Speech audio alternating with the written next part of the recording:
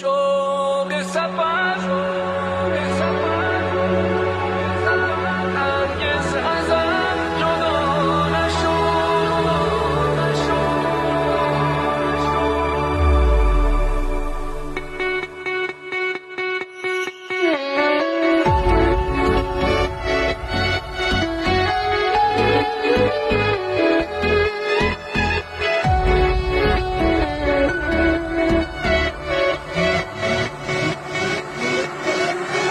تمام عشق من به تو خلاصه شد، غرور اسیر حرف نیمه کاره شد.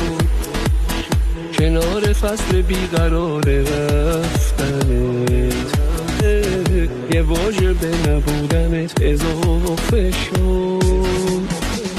سوار اسب زندگی نشد برم، بگو بگو بدون تو کجا برم، بگو کجا برم به جستجوی عشق، تو باشی و دوباره رنگ و بوی عشق. شوق سفر هرگز ازم جدا نشد، اما دل صبور من کلافه شد. شکسته از شکستن سلام تو، همیشه منتظر به یک کلام تو.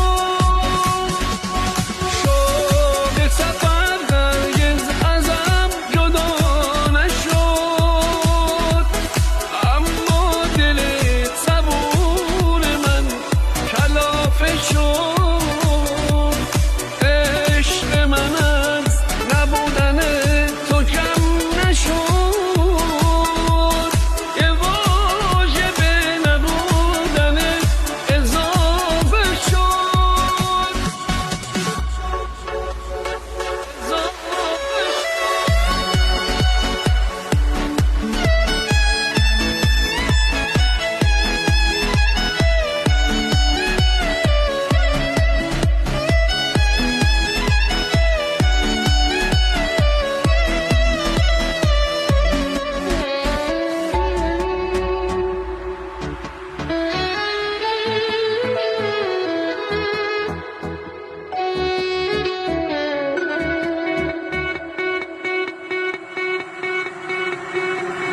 تمام عشق من به تو خلاصه شد،